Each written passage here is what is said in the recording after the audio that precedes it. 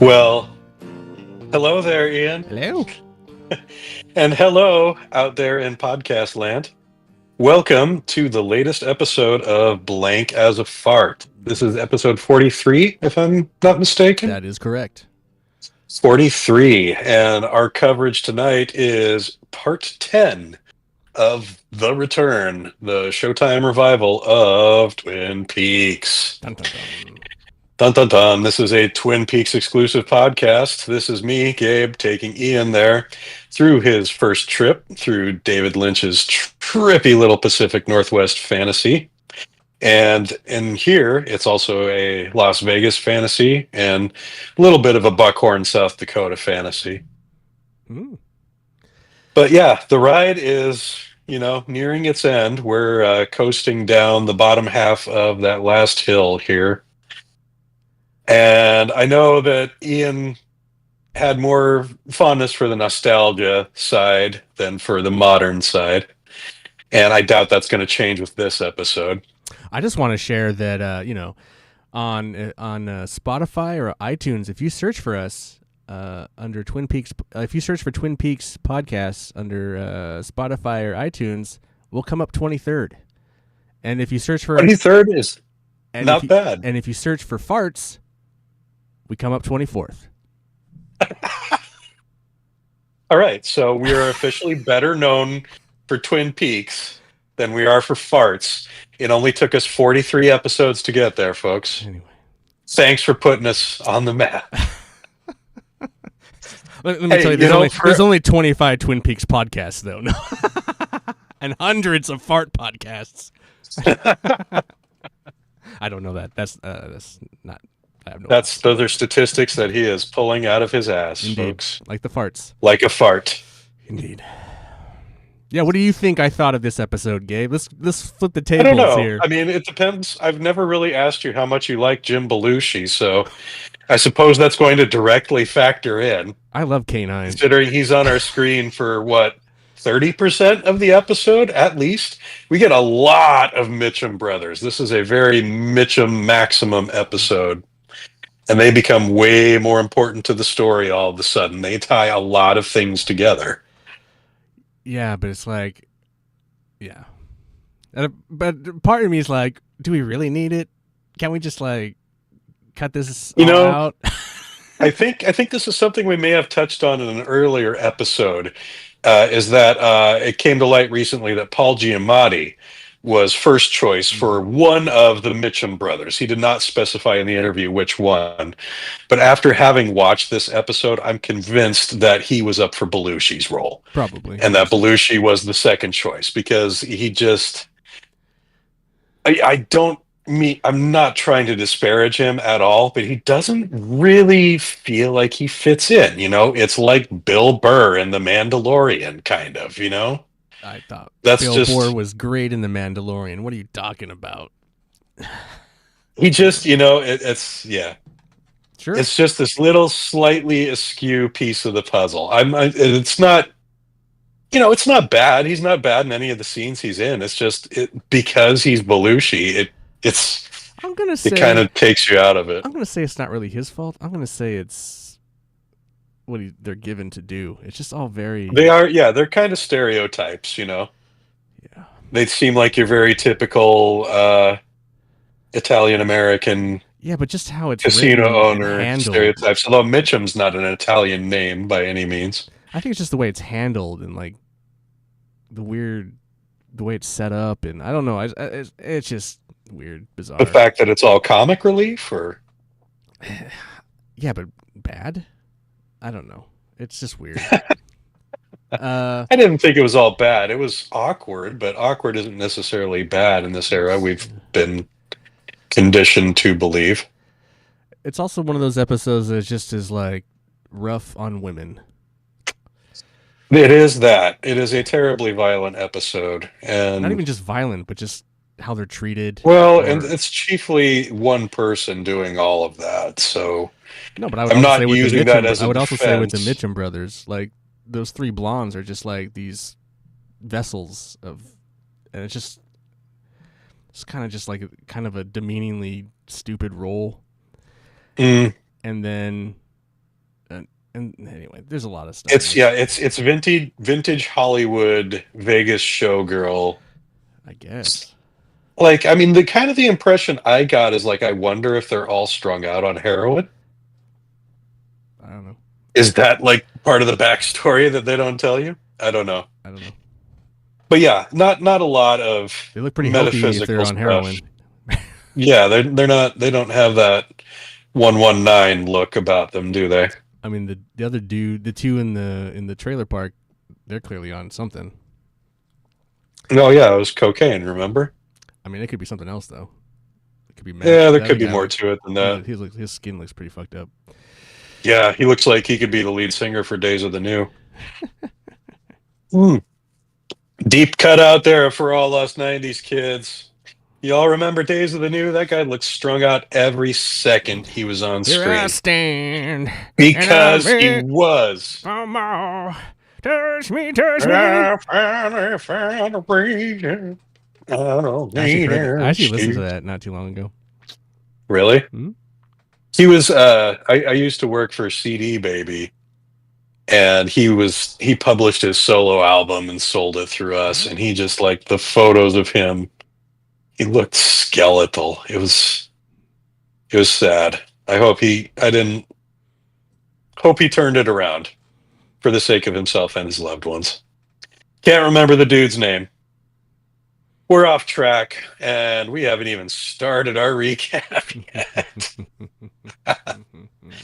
So, hey, number 23 with a bullet. Let's dig into part 10. This week's episode opens with another beautiful shot of the mountains, stark contrast to what's about to follow. We eventually come to rest on a small trailer home with a tiny picket fence and decorations surrounding it on a plot of land near a barn. A shabby-looking car pulls up, and out jumps resident shithead Richard Horne. The trailer belongs to Miriam, and Richard is there to have a little conversation. I'm sure we know what that's all about. Miriam is having none of it and tells Richard she's already informed the police that what she witnessed was him running over a child. She also sent a letter to the sheriff warning him that if anything happens to her, Richard did it. Unfortunately, none of this seems to deter Richard from smashing through her door and attacking her. Now, we don't actually see the struggle itself. That's an interesting choice in this episode. Maybe it felt like a little much to see him do it twice. We just get the exterior of the trailer shaking from the violence within. However, we are spared none of the sounds. As he exits the trailer, Richard uses his phone to contact Officer Chad, his inside man, whom he instructs to intercept Miriam's letter. Chad is not eager to cooperate, but Richard threatens and intimidates him into it. He then gets into his shitty car and drives away as the camera approaches the wreckage within Miriam's trailer. We see a lit candle, an open oven door, and hear the hissing of gas before the camera pans down to the floor, where Miriam lays in a pool of her own blood, though she is visibly breathing. I like the minimalist approach here. I like that he leaves a lot of this to the imagination as opposed to showing us every punch, every strike. Because, I don't think he could show us anything more horrible than our imaginations could come up with here. Yeah, I mean, so I think it's very effective storytelling to do it this way. That's my take on this particular scene. I don't think there's a lot more that I need to say about that specifically. I also don't think that Lynch has ever been like very good at like close quarters combat. So like, and running camera and choreography through there to deal with this situation just seemed like probably not something he wants to deal with. So like, that's also easier way to go. Yeah, I mean, watching all the backstage footage that I have, where it's just like they're all filming in like a full-sized room, and there's like 10 to 12 people crowded very tightly into one little corner behind the camera, while the rest of the room is open to the shot. Yeah. Like the scene with Denise in the FBI office definitely sticks out there.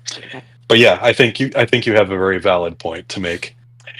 But again, it doesn't detract from what he's doing, and it's a little bit of restraint that we don't typically see out of him. So It's a classic I move. appreciate, yeah, I appreciate this scene for that. I did it in the balance. I walk in, I kill him.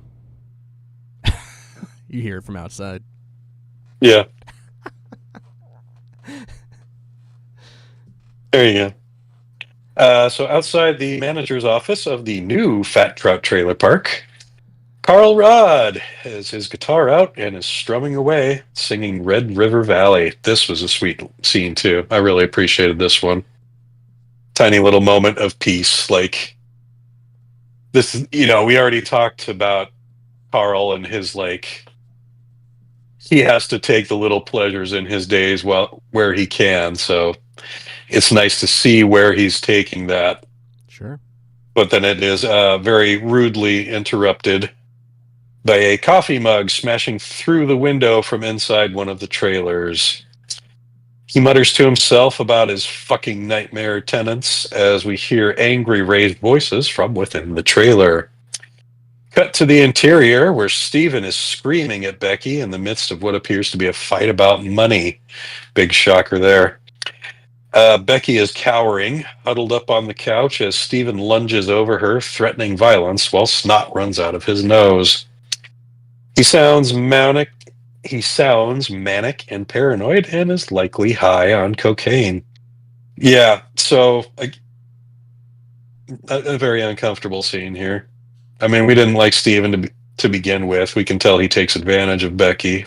But what is he supposed to be doing? Like drug wise? No, just like. Oh, What is he like? What is the last time we saw him like in the car or something? Like. yeah, in the Now car, there's- and everything was hunky dory because they just got high. And now And now they're out of money again, and Just she's blaming him, rightfully so. And when she does, he freaks out and gets is that abusive. that's it. That's just the. It's like What else is there? I don't like. What I don't know. I just like This is why do we very, need very this? common. I know, but why do we need this? I guess it's like, what is the point? Because the point is, Twin Peaks: The Next Generation isn't a lot different than Twin Peaks: The Old Generation, I suppose. Okay. Like, I kind of imagine Bobby and Shelley's early relationship could have been a lot like this. Although I don't see Bobby being necessarily this abusive. Yeah, but they were like main characters. But you remember he was, yeah. And you remember he was kind of controlling in the early days, I just too. I have no sympathy or interest in these characters. Like, why am I? I don't know. I do have a little sympathy for Becky. Well, yeah, but that's just only because the violence is happening to her. But like overall, I really don't care because it's like she has no. They have no real bearing on the episode or show at this point, and it's just like, ugh, what is the point of this? So wait, it just felt like it was just so. Yeah. It just felt tedious. If you're not deeply invested in the town as a character unto itself, where like everything everyone in the town does is interesting to you, which a lot of the fans, for them, it is like that. You think so? I don't feel like Lynch has done a I very think good so, job yeah. of like giving the town much character this time around. No, and that's because it's not our sole location like it was in the original series. I know, but I think Attention is very spread out. A sign of bad storytelling because I think in very short bursts you can create that character. I just feel like this is just he just. I don't think he does it well through the new characters in town. That's a fair assessment. The old characters, he does it better because he has the nostalgia factor to work with right, there. and they're already established, so he doesn't have to do anything. You know, Right. And then he gives them all the stuff to do. So like this fight just seems like okay, cool. I mean, it does now. It's not the last we see of Steven and Becky. I don't think that's necessarily a spoiler. But is there any weight under what you see them do, or is it just the same shit? I'll let you be the judge when you see it. Okay. Cool. Hard for me to say without spoiling anything. Gotcha. Let's go down to Las Vegas. Let's go down to Las Vegas, where sunlight streams into the home of the Mitchum Brothers. Rodney, that's not Belushi, is seated on the living room couch, quietly doing paperwork on the coffee table. One of the pink-clad showgirls enters. This one is named Candy, and for the record, the other two are Mandy and Sandy. Wait, say Candy again. Say your name's Candy. Sandy. This one is named Candy, But of course she is. but of course she is. And the other two are Mandy and Sandy, but of course they are. No. Or does No? he say, "Hi, my name's Candy"? Of course you are. Something like that.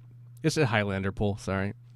The prostitute named Candy comes in, and he's like working with his sword, and he just. I thought you were doing a James Bond thing. No. Oh, no, that's a Kurgan bit, isn't it? Yeah, I remember that scene now. I love Highlander, man. Great film. I haven't watched it in a while. Does it hold up in this day and age? I would say it's been a hot minute since I've seen it, so I couldn't tell you. Great soundtrack. It helps. I mean, I'm sure it holds up. It's not a very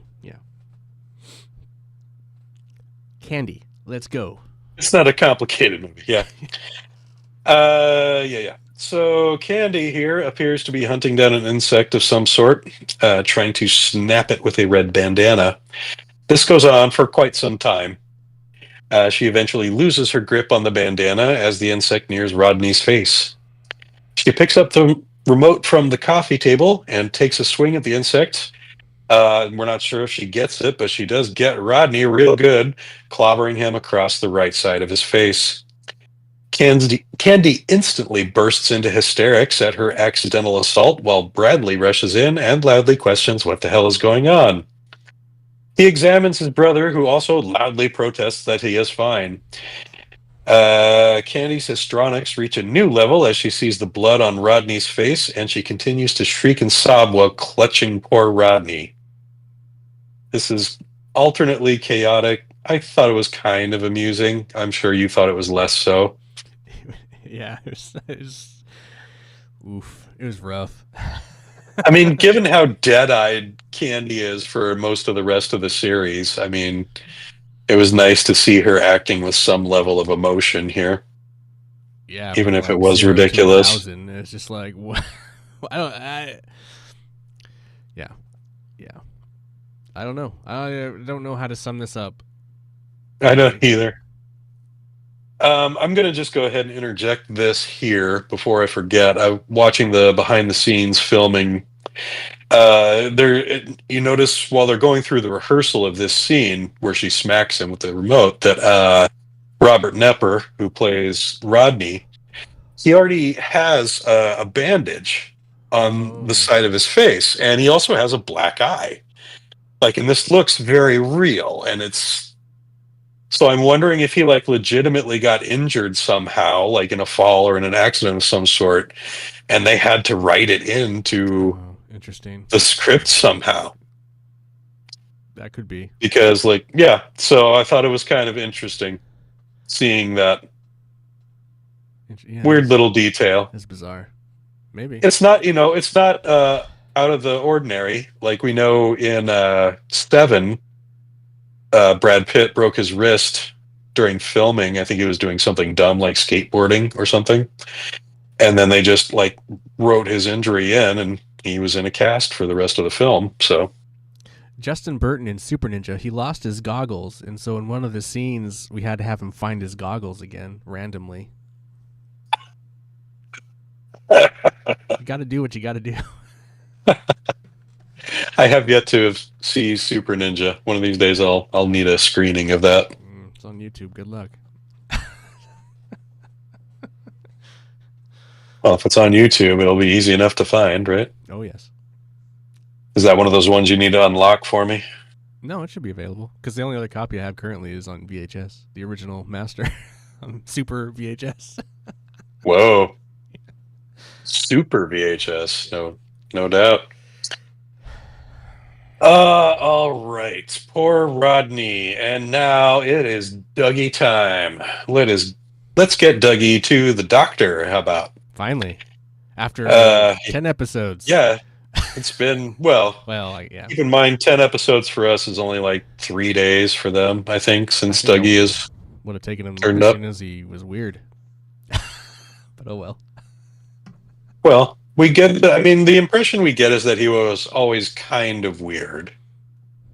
Maybe a little slow, like Mullen says after his car accident, which was his create. I don't know. Is that at the point at which like this weird creation Dougie was substituted for an actual Dougie Jones, or who knows? Oh, excuse me. But anyway, Dougie's physician also appears to be very nonchalant about his patient's mental state, willing to help him through childlike stuff, like removing his shirt for him while trying to get him to sit down, and also trying to get him to stop touching the stethoscope while he uses it. Janie E fills him in on the weird events of the past week. Lots of discussion about Dougie's very recent weight loss and overall excellent health. A sly smile starts to cross Janie E's face as she begins to notice for the first time some of the perks of this new and improved Dougie of hers.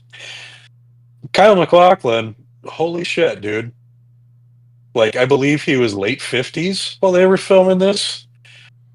Fuck, if I would look this good in 10 years, I will be a happy, happy man.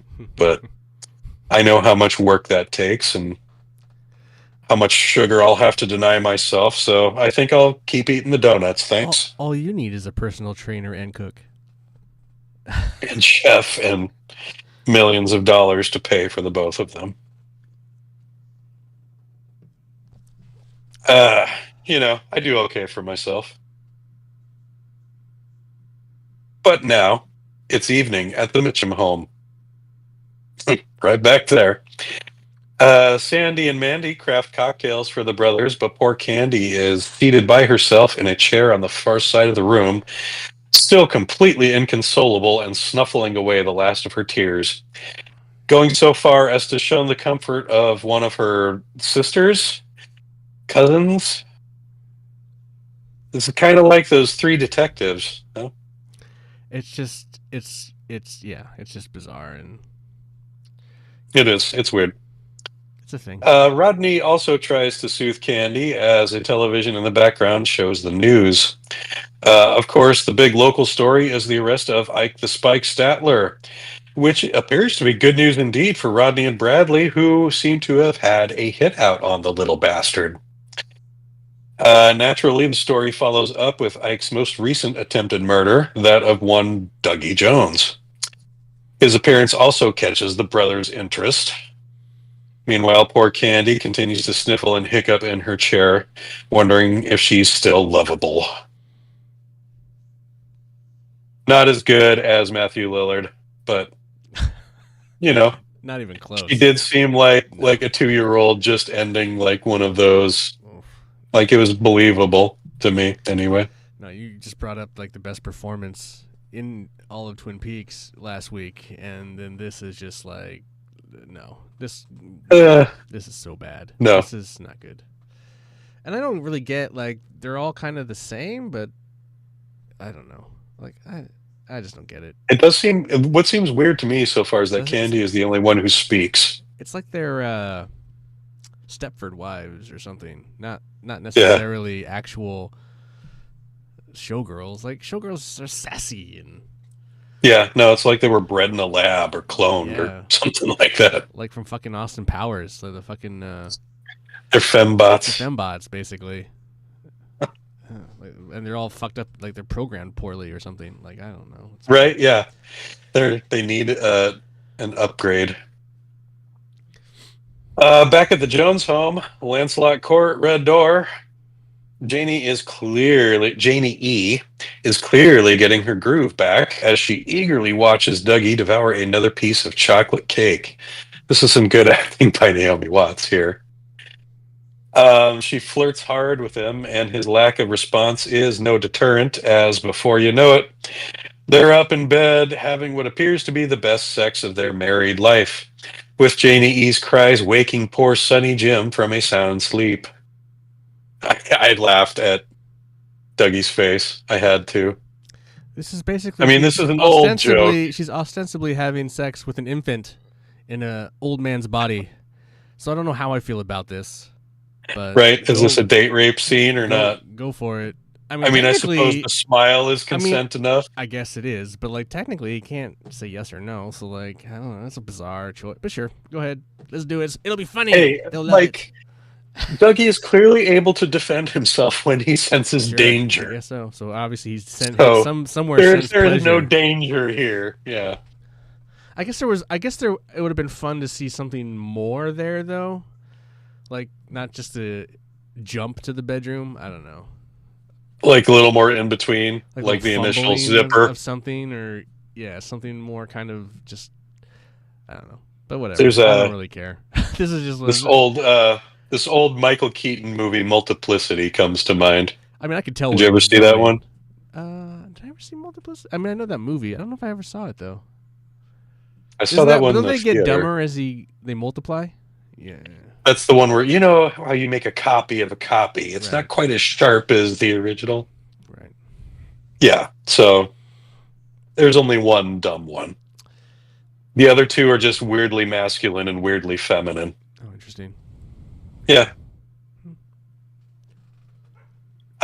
So anyway, more shots of those beautiful trees. This time we're closing in on Dr. Jacoby's trailer. He's ranting on the latest episode of his little podcast thing, going on and on about cheated of our wool.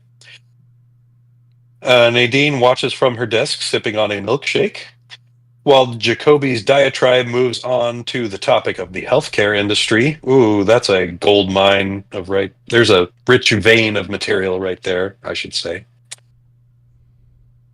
We get an exterior shot that shows us at least one person in Twin Peaks got to fulfill their lifelong dream in the last 25 years. That's right. Nadine has opened her own store, Run Silent, Run Drapes. Bravo, Nadine. Bravo. Yeah, she's done well for herself. As we watch, the drapes in the front display window silently open, quite silently indeed, to reveal one of the good doctor's golden shovels on display. The only thing about that though is that they're behind a window. We wouldn't hear them anyway. But I digress. Eh, depends on the window.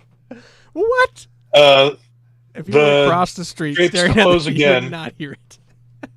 From where the camera was at, you're correct. Standing by the window, you could tell. Maybe.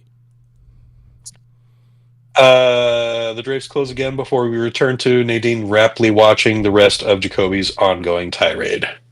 You should really go as Jacoby for Halloween, dude. You can pull off that look. I thought about it this past year, Mm. and then I just couldn't get the necessary components together in time. So This particular this military look he's got going with the hat, the kind of captain's hat or whatever, and the this one would be way more obscure. No, I'd have to go with vintage. oh, I'd have to go with Hawaiian shirt, weird tie, fish tie, I Jacoby. would go hardcore. This one, militant. Yeah, you would. No, I saw Gabe as soon as I saw it popped. I was like, "Oh, that looks like Gabe right there. That would be perfect, Gabe right there." No, I was close. I went as Bob Ross this past year. Yeah, no, I saw that. Yeah, I saw those photos. it turned out pretty well. Cool. The fro was comically large, but Halloween. The following morning, the Jones family is headed out the front door when Janie E pulls Dougie aside for a quick kiss and more loving compliments about his performance the night before. Which, I don't know, what was so much better about it? Staying hard, lasting longer than a minute, I guess so. Stamina. Stamina. Old Dougie must have been a terrible lover. A lot of quick cuts in this episode. This is weird. Instead of a lot of long scenes, we get a lot of short ones.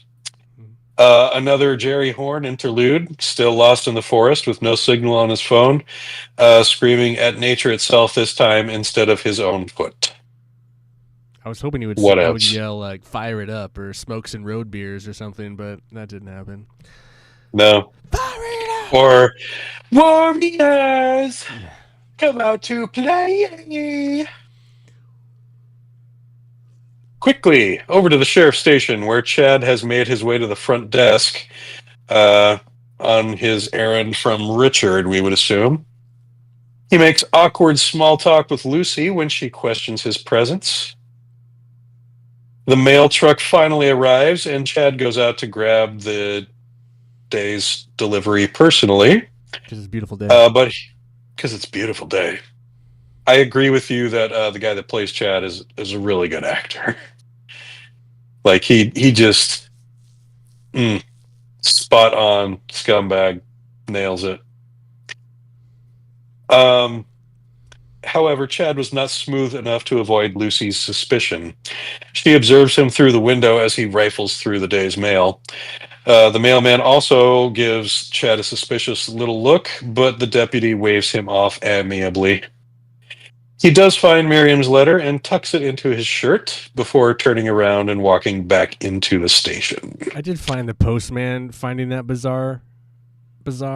I get Lucy having something, but like a postman, when he hands you the mail, plus you're an officer, so like, what the fuck? Well, if the postman is accustomed to walking in and delivering it into the basket on Lucy's desk, and for no reason whatsoever, he's greeted by Chad, who is just like looking through the mail. I get what you're saying, but like before he even walks in, yeah, that would strike me as weird.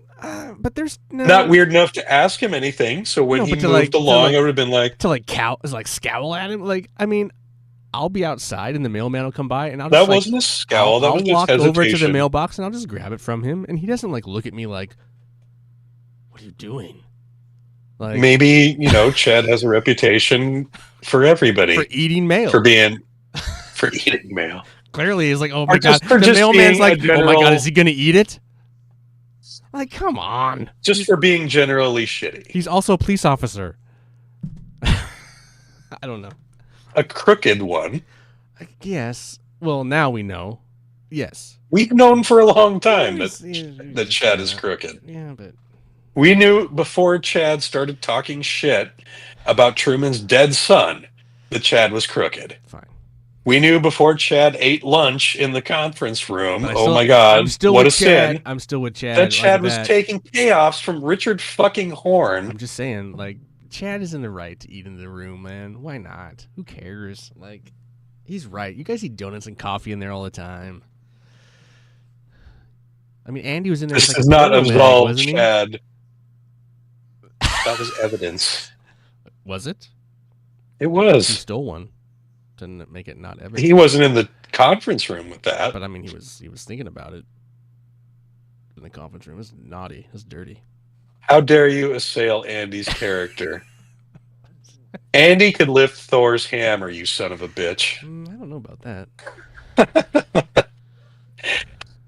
Anyway, cut to Richard's car where he receives a single word text, quote, "done," presumably from Chad, the douchebag deputy. Yes. Let's return to the home of Sylvia and Johnny Horne. Poor Johnny. Very, very rough. All of this is just. And remember, this is the guy that owns Deputy Chad, all right? So fuck your defense of him eating lunch wherever he wants. Well, that's fine. The dude is a piece of shit. But I'm not even saying that, but like just all these actors and just what is going on in here and just how it's just bizarre and goes on for way too fucking long. Yeah. Oh, this drags.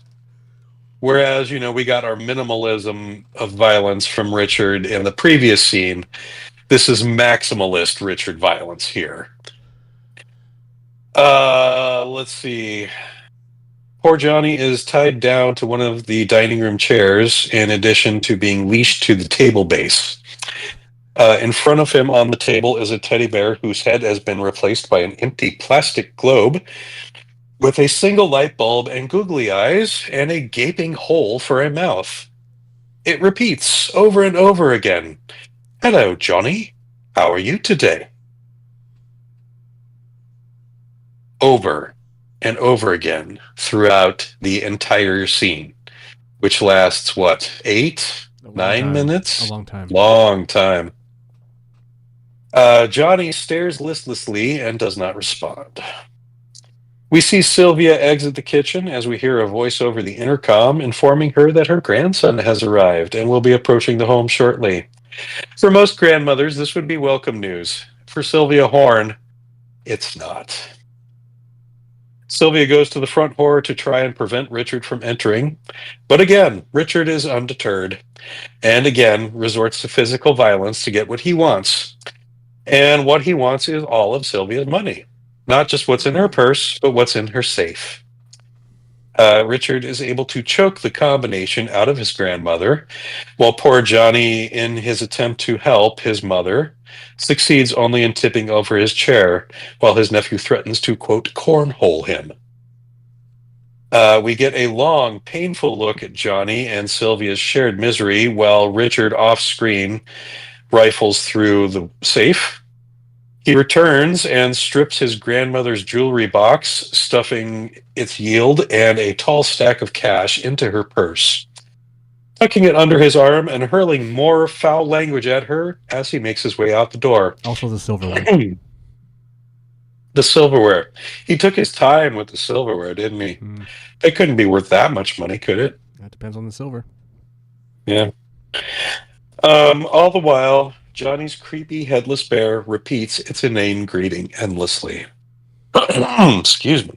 I almost wish A lot of talking there. that the actors that played Chad and Richard were switched. I think the other one's a little old for Richard, don't you? I don't care. Why would you wish Because I think that? the other guy was a better actor. I would just would pay to see what he was like in those scenes. I think it'd be more menacing.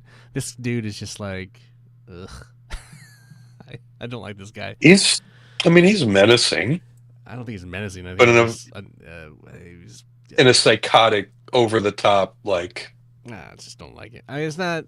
I just don't think he fits. He's just weird. It's just not. It doesn't gel for me. It's just like, I feel like anyone could beat this fucking flower up, dude. I don't know. It just seems he doesn't. I don't know. Whatever. It's my opinion. I mean, maybe this is him ramping things up a notch ever since he got embarrassed by Red at the drug buy. Maybe. Because, he's also doing a lot of cocaine. I suppose, yeah. And, he's on the run for what's apt to be a murder charge, or at the very least, vehicular manslaughter. I just don't like possibly murder. I can't help it. I see. That's all. I don't know that guy from anything else other than The Witcher. I don't think he's a very good actor in this. I just don't like it. And he has so much scene, and he's had a lot of scenes. I just think he's very good. Anyway, that's my opinion. Yeah. Well, don't know what to tell you. I'm sorry. He's not supposed to be a fun character. But yeah,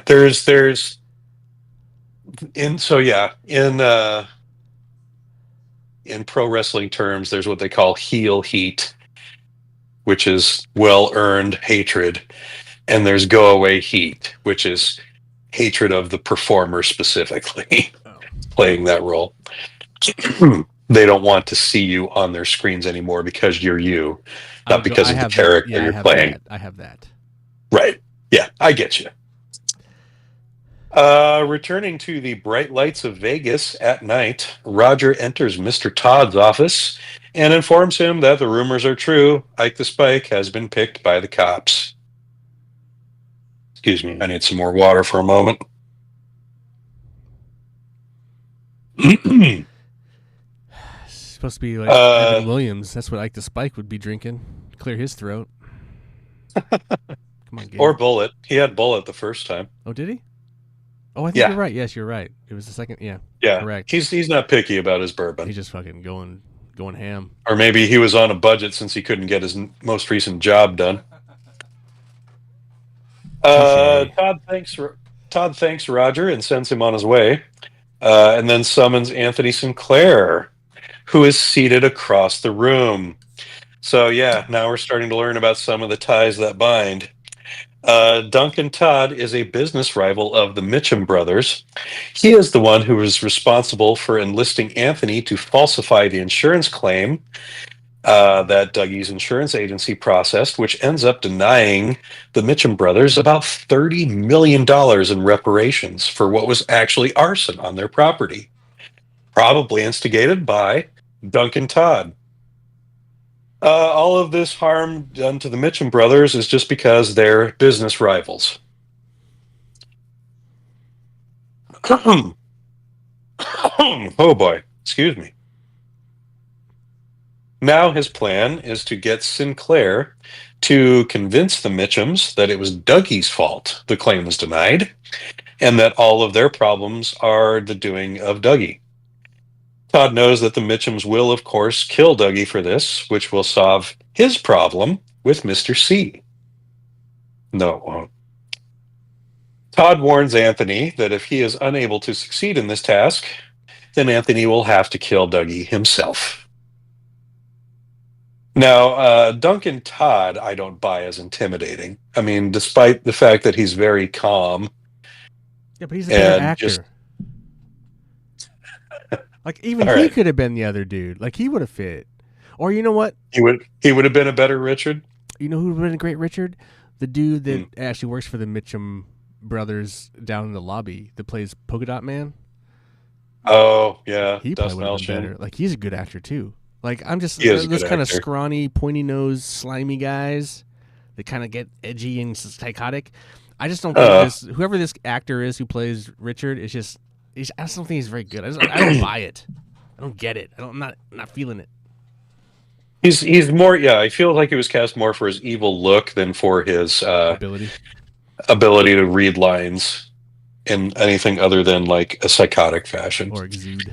But yeah, I can see where like a more reserved Richard would be a scarier Richard. No, he can be manic. I just don't think he's doing it well. I don't know. I just don't buy it. That's all. We should move on from this. That's fair. Yeah. Yeah, let's do more Mitchum Brothers stuff, right? Because we haven't talked about the Mitchum Brothers enough. But hey, I mean, this is their episode, 100%. It's Mitchum Madness now. We're in the control room at the casino, where the two spot Anthony Sinclair showing up on the security cameras. Wondering what he's doing there after midnight, they send Candy out to fetch him. Her brain seems to be in a different time zone than her body, as it takes a while to understand her instructions, and then it takes her even longer to follow them. I feel like all three of them are in a different time zone. Mandy, Candy, Sandy, whatever their names are. It looks like they're checking a nod. Or they're, popping painkillers or something. They're on them lewds. Fucking lewds, man. Fucking lewds. It takes her a while. Yeah, blah, blah, blah. Eventually, Rodney has to radio the pit boss, Warwick, that's our buddy Des Malchian, to send Candy back to the office with Sinclair. They ask about the extended conversation on the casino floor, which appears to have been strictly about the weather and the advantages of air conditioning. Sinclair makes his big pitch to convince the two that their troubles are due to the fact that they, quote, have an enemy in Douglas Jones. He reiterates that fact very heavily. Multiple times. The brothers remain impassive at receiving this news, offering no response before instructing Candy to show Sinclair out. I appreciate that about them. Not letting them know how much this news affects them. Because obviously, when they get home, well, let's just go on to the next scene. We return back where Sandy and Mandy immediately fix drinks for the brothers. They have a seat on the couch and plot their revenge and plan to set up a meeting with Dougie tomorrow. I love the dialogue in this scene. I'm sure you think it's shit, but it cracked me up. The one line about "now I know how Brando felt" made me laugh really hard. It was ridiculous, but the delivery of it was so serious. Because Brando isn't even the character, right? Right. It's not Brando, it's Corleone. Right. Like, "now I know how Corleone felt" would have been, the thinking man's line, but these are the Mitchum brothers, so it's like, now I know how Brando felt. So, I mean, stuff like that made me laugh. And Belushi trying to be intimidating is amusing in its own way. It's still just weird to me that these two brothers live in this penthouse together with these three chicks. It's just like, what is this about? What is this about? Do Eh, they all sleep together? I bet they do. maybe. I don't know. Anyway, That's kind of the impression I get too. But hey, I loved if it Belushi. I works for loved them, Belushi in Red if they're Heat. happy He's great in that. in Red Heat, what about the principal? I never saw The Principal. That's an old one. That's like he's the action hero one. I mean, that's Red Heat. Yeah, but there's no he's not the comic relief in this one. Like he's Oh, the lead. he's the Yeah, right. Like this is 100. It's like Dangerous Minds, except instead of appealing to their intellect, he just beats the shit out of the really bad ones and intimidates the rest of them into line. I feel like he's been in something. Anyway, you continue. I'm gonna look up his Yeah. filmography. Okay. So what I'm actually going to talk about is the rehearsal for this scene as well. Okay. Uh, so they cut back and forth to scene filming in the office and then filming Candy on the floor where she's talking to Sinclair. And these scenes are filmed 3 months apart because like all the casino interiors were done on that same day, which again was the last day of filming. So, but the whole time he's talking the scene out with the actors, he's explaining to them like the thing he spends the most time on is what Candy and Anthony are talking about. Like he gives them Candy's whole speech about the valley, what was it they call it, the Virgin Valley weather pattern or whatever the fuck it was. And like how lucky they are to have air conditioning. And like the rehearsals, it shows Lynch saying this like in its entirety probably 4 times. Oh Like my he's god. explaining it to the Mitchum actors. He's explaining it to Candy again on the floor. He's explaining it to Das Malchian as he's like getting ready for his part in the scene. It's yeah. But That's also wild. what I was yeah. Oh, that's actually the scene ahead of us here. I've gotten ahead. Oh. At least with the rehearsal stuff. But yeah, we'll get there in a second. Cut to a hotel lobby restaurant where we see Constance the coroner. She's dining with Albert, and their conversation is animated, and they're both smiling and clearly enjoying themselves. Gordon watches on from afar and summons Tammy over so they can both enjoy how cute the two look. And that's that whole scene. And now we're in the control room scene that I was just talking about. Let's actually go over how this was filmed. Oh no, I did talk about this already, didn't I? I'm losing my place. Yeah. Yeah, because then we've ran forward to the Yeah, we condo did. scene. Yeah. So we did accidentally skip over Albert and Constance, but that was a very brief scene and we didn't miss much there. Oh dear. Excuse me, folks. I haven't even finished drink number 1 yet tonight. Anyway, the other thing I enjoy about the scene in the control room is just after Candy explains what she was talking to him about, the brothers both look back at Sinclair and he's just kind of almost self-satisfied, but it's like matter of fact, he's like, "Yep, Pretty much. that's how it was." That particular facial expression was like a good example of good acting, I'd I be like, think. I don't, if they, I don't even know what she was talking about. Like, I would be like, what are we talking about? Like, yeah, Tom Sizemore is I a good mean, actor. So, word for word, that's what yeah. the expression was. So, all right, so let's get back where we were. It's a quiet night in Gordon Cole's hotel room where he's doodling on a piece of paper with a permanent marker, seated at the coffee table in the living area. He gets up to answer the door, and we get a quick look at the sketch, albeit upside down. It's a 4-legged, antlered creature with a long arm reaching down from the heavens to pet it. I'm sure or somebody turned grab that right it, side up. or grab the I animal. don't know. It looked like a benevolent hand to me. That was Benevolent. my interpretation. But maybe that's just the way it looked upside down. Maybe right side up looked more intimidating. The hand of God. uh, The hand that feeds. as he opens the door, Gordon is greeted with a vision of a sobbing Laura Palmer. This is footage from Fire Walk with Me when she rushes off to Harold's house after she finds out who Bob is. He hears a distorted voice call out Laura's name before the vision fades, and we see Albert standing in the doorway. Albert clearly notices something is amiss, but Cole makes no mention of his vision as he allows Albert in. But there is a troubled look on his face as he closes the door behind Albert. Albert is there with a report on his surveillance of Diane's phone. Bum bum bum. Looks like they're ahead. They know about the text message she received.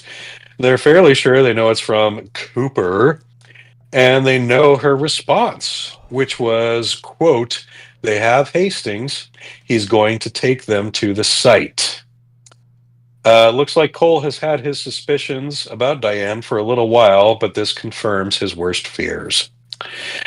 Gordon and Albert's conversation is cut short with the arrival of Tammy, who also has more news, an image from one of the cameras in Glass Box Room in New York City. It is a still shot of Mr. C speaking with someone in a white lab coat in front of the experiment. That's really something, Gordon remarks. Yep. Yep, but pieces are all starting to come together a little bit here. Slowly but surely. Though, how has Dougie being on the news not come by the feds yet? Like, Well, the feds don't know to look for Dougie I right guess now. not, but I would still feel like, I mean, his prints are and his DNA are about to be run, thanks to the resourcefulness of one of the right, Fusco detectives. right. So, that may be a little wrinkle before you know it. Okay. But yeah, the FBI is not on the lookout for Dougie right now. They're on the lookout for Cooper. And right now, there is no reason for them to make a connection between Dougie and Cooper. In his office at the Great Northern, Ben Horne is on the phone with Sylvia, being informed of the afternoon's events.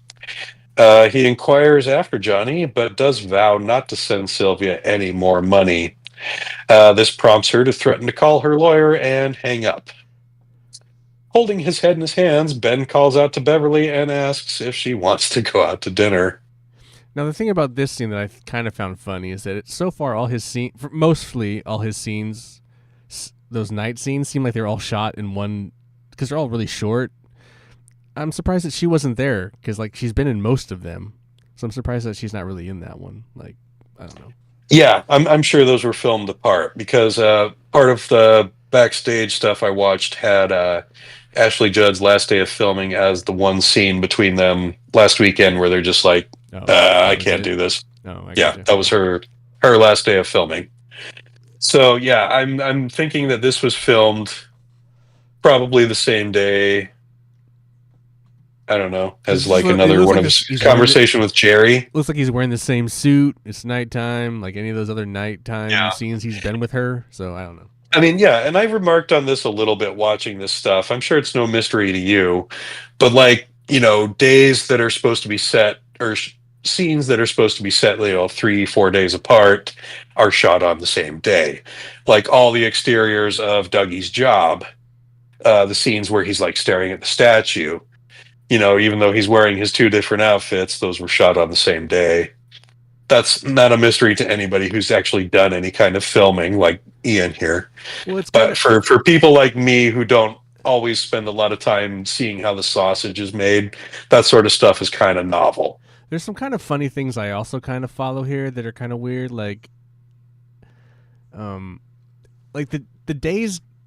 It's only supposed to be like 3-ish days, so time technically is going pretty slowly between all these episodes. But like some of the scenes go from light to dark really quick. So like when Candy hits him in the head, it's like bright out. Yeah. And then the next time we see them, it's dark and they're watching the news. And this is like, whoa, the Yeah, day's the whole almost day over? has passed. Yeah. Anyway. Yeah. Now it is prophecy time with the log lady. She's on the phone with Hawk, speaking to him about the electricity in the world and how the glow is fading.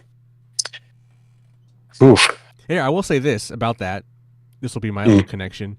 In the one scene I just mentioned where Candy was crying and it's the dark, they show the weather forecast, and the last 2 days it gets storm and then lightning or rain or something at the end in the 5 or 7 day forecast. Oh. So then when she said the lightning is coming, it just made me think back to that weather forecast. So Interesting connection. I did not make that. But hey, that's fair. That makes a lot of sense. The glow's fading. She tells Hawk that the Truman brothers are both, quote, true men. They are his brothers, and that the circle of the good ones is almost complete. Can I ask a dumb question that I probably should know? Sure. What's his real name? Because it's T. Hill? Yeah. No, it's you only ever see it in the credits. His full name is Tommy Hill. Oh, okay. Right. Hawk is a nickname. I figured that, but I was just curious what his actual... I don't remember ever... Yeah, no, he's never referred to by anything other than Hawk. But yeah, his if you look in the secret history of Twin Peaks, there's, I think it was something his high school football teammates gave him that nickname. Okay, because I was like, there's an explanation somewhere. When he was just staring blankly, and I was just staring at his name tag. It's like, am I supposed to know his real name? Like, I don't know if I know his real name. Yeah, if you're not the type to read the credits, yeah, you've never learned it. But yeah, the name tag has always said T Hill. If you look closely at the OG series, okay. So it's not something that he just invented for the new series. It's part of it. I would assume. That's what I'm saying. Like, should I have remembered it? But all right. No, it's not. Yeah, it's not something they ever mention out loud, but it's got background talk.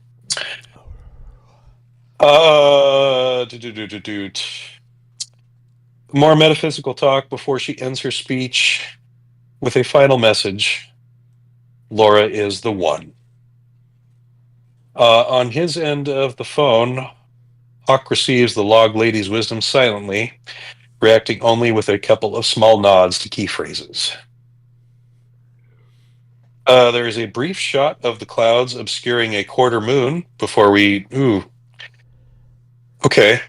That's a connection I just made, is like the phases of the moon are changing as we've been moving on, and they usually show it before the Roadhouse performance.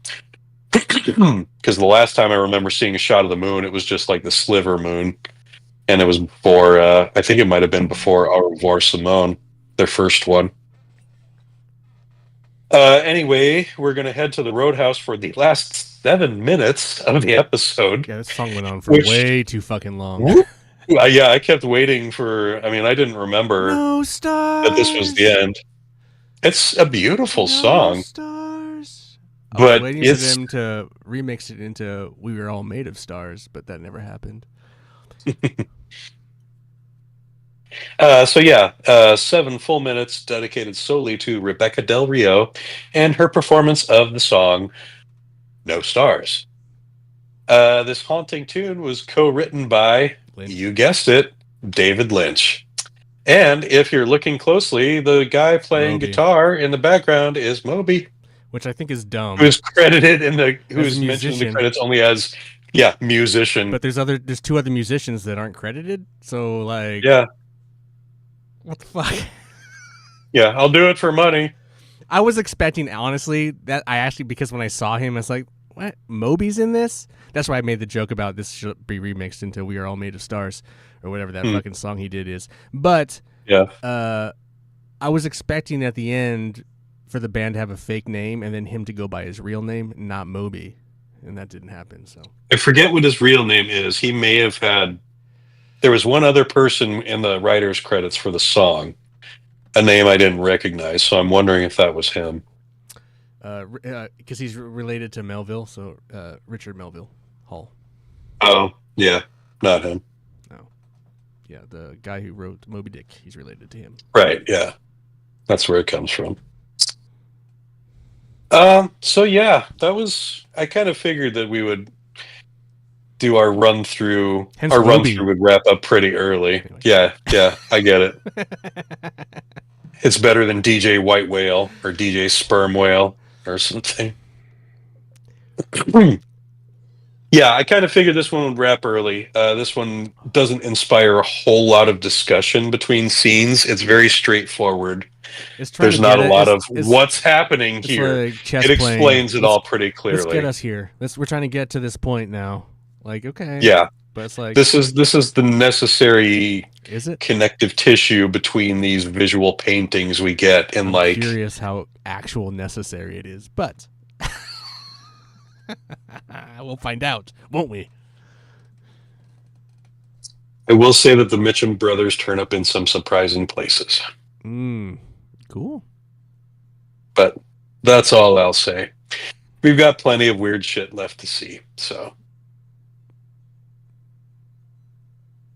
I just think it's funny that Moby is a musician, so why don't you put him down? Yeah, why wasn't Moby as himself? Right?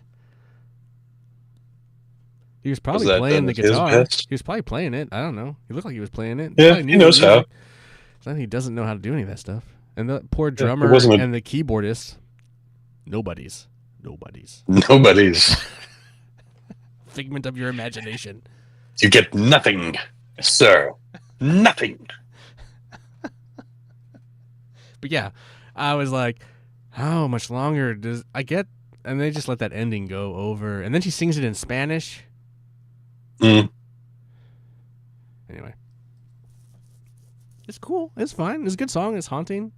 If you like long ballads. But it's just like, holy moly. Yeah, if there's someone you want to trap into a really long, slow dance, it's a great tune for that. But man, yeah, it felt like, it was a long, drawn out way to end the episode, and I don't know if it was meant as like a psychic band-aid for this awful scene we had of Richard assaulting his grandmother. But yeah, it was a peaceful way to end the episode, if nothing else. I don't remember her performance in Mulholland Drive. If I remember correctly, she does a Spanish version of Crying, the Roy Orbison song. I haven't seen it myself either, but I remember reading something about it.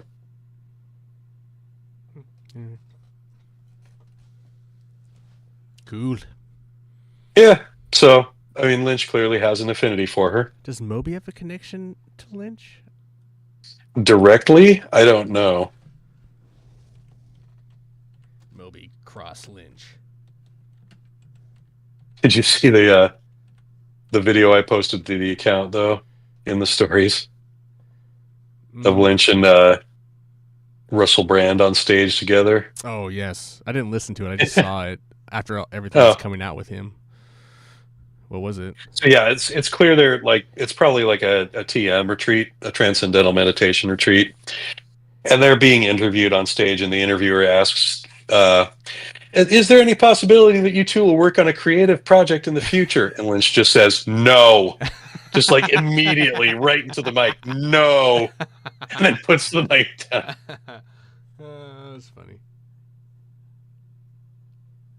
Yeah, it made me laugh. One of my friends, my friend Sherry, who is a listener of the show, shared that. So supposedly they were close friends. But what's that? Moby and Lynch were close friends, but I guess that's kind of it. Nothing other than that. Mm-hmm. Met at a party. I wonder if Moby's like a meditation guy. Probably.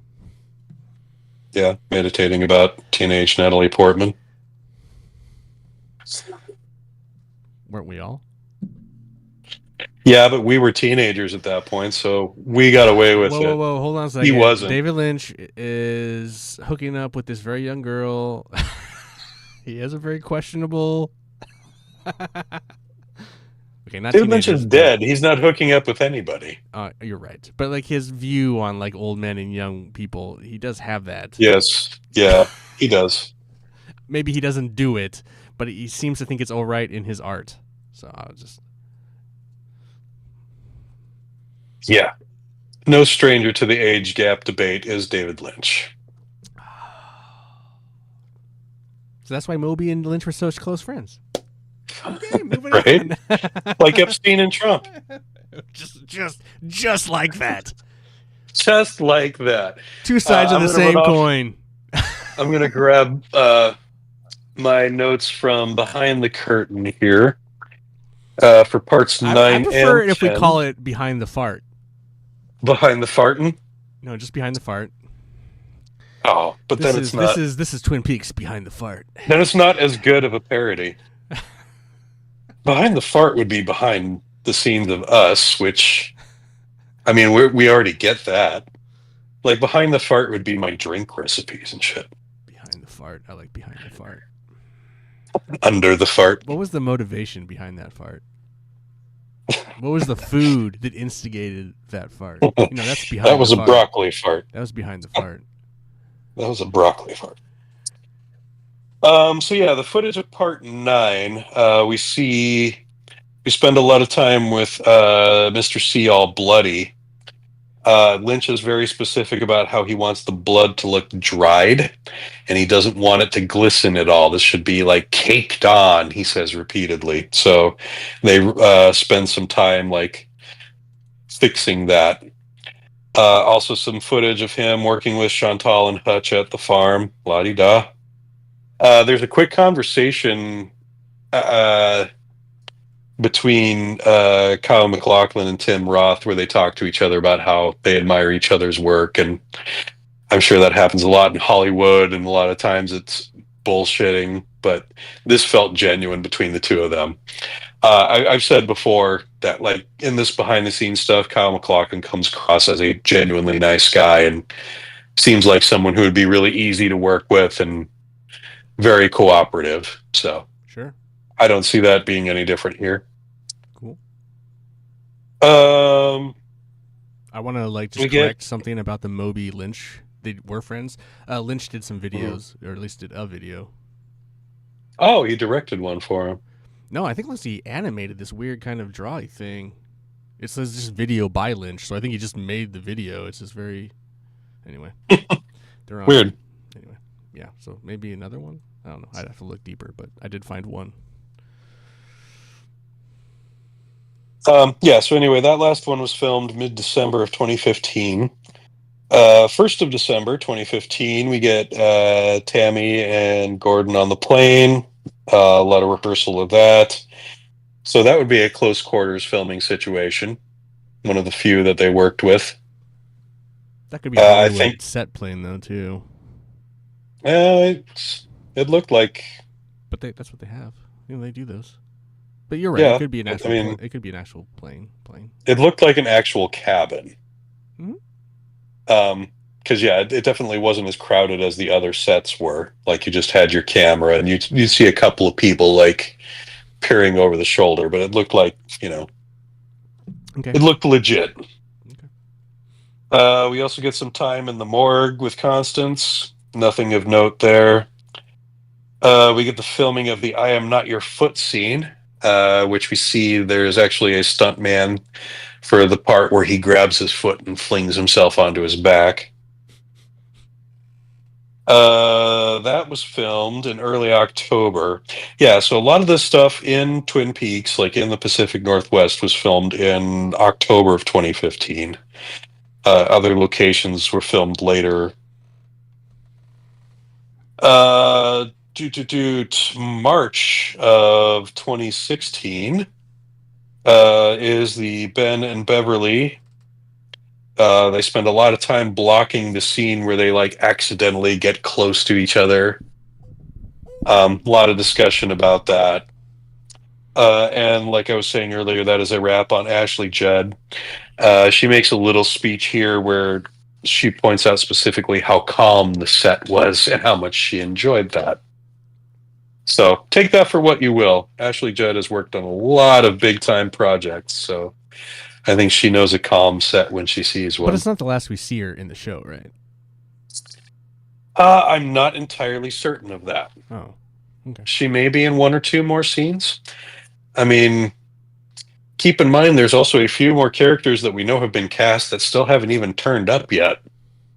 So, yeah, I think there are a few characters that may be shuffled off to the side to make room for them, Gotcha.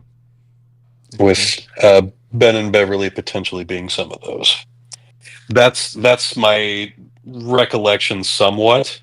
I know it's not the last scene we get with Ben, but I don't remember specifically if Beverly is in that other one or not. Gotcha. And then part 10 footage, opening with Richard attacking Miriam. This was filmed September 23rd, 2015, which is the earliest date I've found for any filming. I do remember that I didn't keep track for the ones I watched for parts 1 through 3. So there could have been footage there that was filmed ahead of this, but since I started keeping track in part 4, this is the earliest filmed scene we've run across. January of 2016, we have Candy attacking the fly. That's where we noticed that black eye might have looked a little real. Back in September, is Richard attacking Grandma. That was filmed the day after he attacked Miriam. So a lot of heavy work for Eamon Fair in those first couple of days there. November of 25, November 19th, is Albert and Constance having dinner. A lot of time spent on Lynch figuring out which direction he should beckon Tammy from. Some of that is just joking, though, because like once it becomes obvious, because like he's leaning against the door jamb with his left side. So like once it becomes obvious, like they can't bring her over from the left, he's like, "Oh, what if I did this?" And he's like waving behind his back. And yeah, Christabel says something about like, "That just looks like you're fanning a fart." And everybody has a good laugh at that. I almost feel like that's a dumb conversation. She could have just walked up to him. Like you don't even need. It's like it was so because I think it was an issue of him trying to figure out how to cue her. Because he's in the scene, he can't like verbally cue her in. So he was just like, yeah, I wasn't understanding what the conflict was either. It seems pretty obvious that he just beckons her over from the right. But I mean, they were whatever. You know, they're in the hotel lounge that they're staying in. Like she could have just walked up and been like, whatever. Yeah. Count to 10. Let's go. Yeah. And then so yeah, we get this back and forth with the casino office scene where the actual interior of the office was filmed in January, but the footage of Candy on the casino floor was filmed 3 months later, the footage that they see on the actual screen. The back half of the scene in the office where they're having the discussion with Sinclair, they show a rehearsal where Lynch stands in for the role of Rodney. Robert Knepper must be in makeup or something, but Lynch does the whole scene with Belushi and with Tom Sizemore. And after probably just for Sizemore's coverage, so they don't necessarily have to have both of them there. It's just yeah. For the close-ups of right. Yeah. But yeah, Belushi's there. Belushi's not in costume, and this is. I'm not even sure they're filming at this point. This may just been a rehearsal run, but it could have been. He didn't have to be in. Yeah, film. It could have been pickups, like you're saying, or just the coverage. It's at the close up of that. Coverage is just like you don't. Like a lot of actors won't stand there, and they'll just have someone reading lines, and they'll just give them. They'll give the actor points, and so like this is a fun story. So like Jack Nicholson, when he rapped and he had done his famous monologue on A Few Good Men. Mm-hmm. he no longer had to be there to do that. But he stayed with Tom Cruise his entire coverage and did that over and over and over. And his reasoning is, I just love to do this. This is what I do. I love doing it. And that's kind of that story. So if you go dig that story up, you'll hear about this from, different actors that were there on that day. But a lot of times those close-ups, when they do that coverage, the other actors, they'll leave. They'll have someone else just reading the lines. It's just, so. I think there's a fair argument to be made that it helps the chemistry of the scene for to sure. have the actor there. I mean, I understand for like scheduling conflicts, it's not always speed, possible. 100%. Yeah, yeah. But I feel like, I like the Nicholson approach. I feel like, and then a movie's way different than television. Television scheduling is way wilder. Whereas when you're on a film set, you can be the good guy and stay there and just do it, or you can fuck off and leave the other people to, sink or swim. But well, and like looking at this, like we're on a pretty tight filming schedule because if like our earliest shot is late September of 2015, and the last day of filming is mid-April of 2016.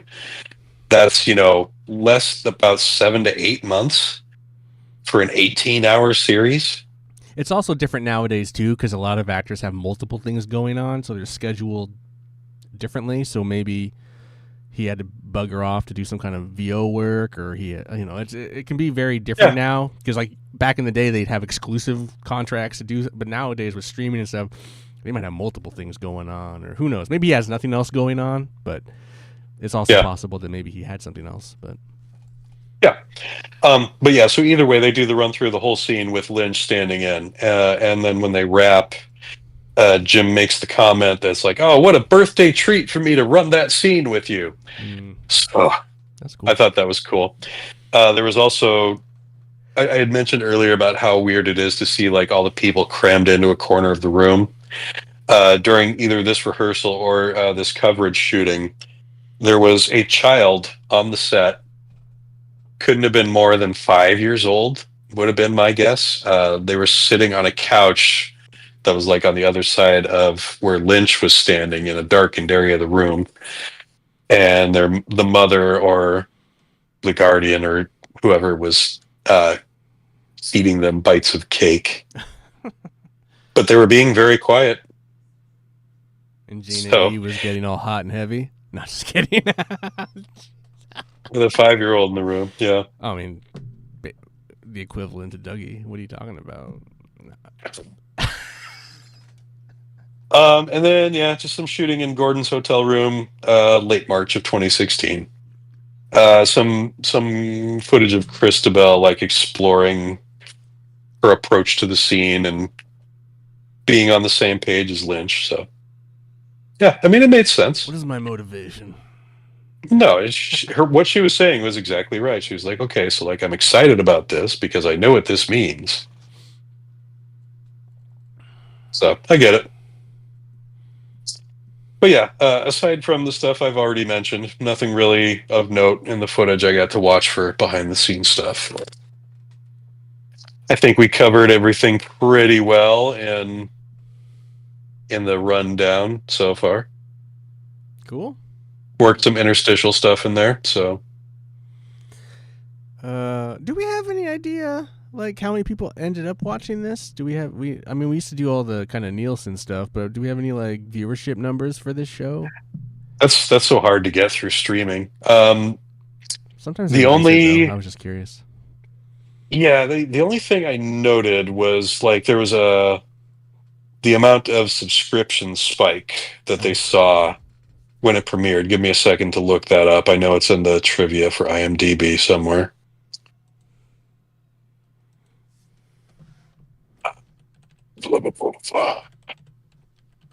But yeah, I mean, it's... Oh, nope, that's episode specific. That won't be helpful. Yeah, I mean, you get such a hard time out of, like, Netflix, like... Not only that, but like being able to trust what they give you, because there's no real metric for that. I mean, right, no. So it's really hard to say. I mean, I think we've talked about it before, but like the Rotten Tomato, like critics love this at like a 94%, but the average hit 83% by the audience kind of viewing ship. So like True. the audience was a And I little feel like even that little is still going to be skewed by skewed. people who favor it already. Where would you put it in there? 94, 83. Like I said, I thought, I mean, overall as a series in general, or just the return versus the original? Obvious. I don't want to do individual. No, I'm just doing the return. Just the return. So like, are you like on the 94% side or the 83% side? I am on the 94% side.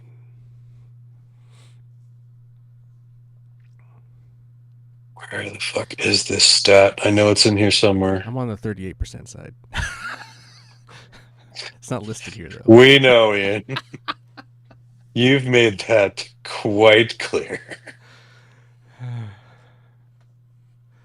Blah, blah, blah. But it got a standing ovation at Cannes, so fuck that.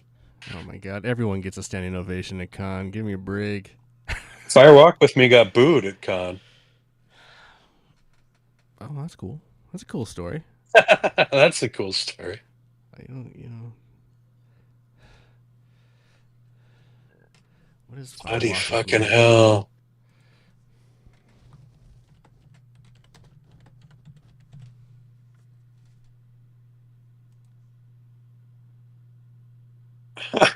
In an interview with Insider, Moby revealed that he signed a non-disclosure agreement that makes him unable to say whether or not he's involved with Twin Peaks. Yeah, that's funny. Yeah, pretty clear indication. Twin Peaks Fire Walk with Me is pretty positive. I mean, it's not the greatest, but like 65% fresh, and the audience review is 78% positive. That's pretty high. Yeah, but when it came out, Yeah, but that's a little like like Hollywood snobs. yep. They don't like anything. Oh my god, this is a lot of trivia in here. It's all pretty useless. Oh well, I was just curious if we had any kind of. I know it's in here somewhere. I'm bound and determined to find it. Bound and determined. But no, it's not showing up.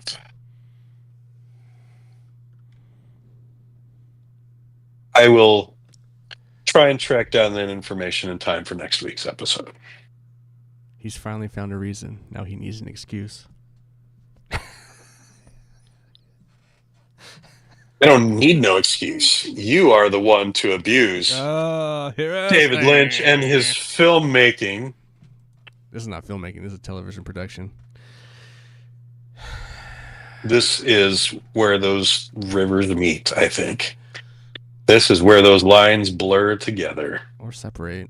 One just sits in a lake and bloats while the other one goes over a waterfall. It's like there's there's a lot of directions we could go here. Yeah, I don't know. Okay, yeah. What do we got next week? Something cool? Does it get exciting? Do you remember the episode? Do you even remember next week's episode? Or It's hard for me to sort what scene happens where. And IMDb is generally not much help in that, the plot summary is always just the tagline that they use for the episode title. So, like, for example, this week it was Laura is the one is the only description you see. More Dougie sex? I don't believe so. But the title of next week's episode is There's Fire Where You Are Going. They must be going on a walk. Yeah, it might be. Let me look briefly at this plot. Nope, that's all it says there. Plot details.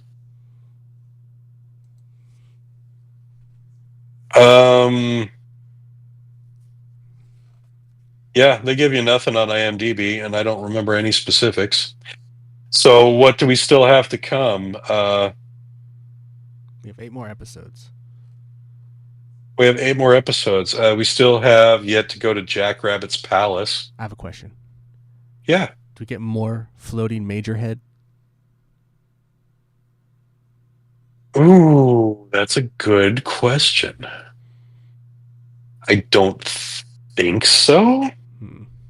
Do they but I find his could head? be wrong. Where's that? No, Oh, okay. Ooh, ooh. no, I don't believe they do. Okay.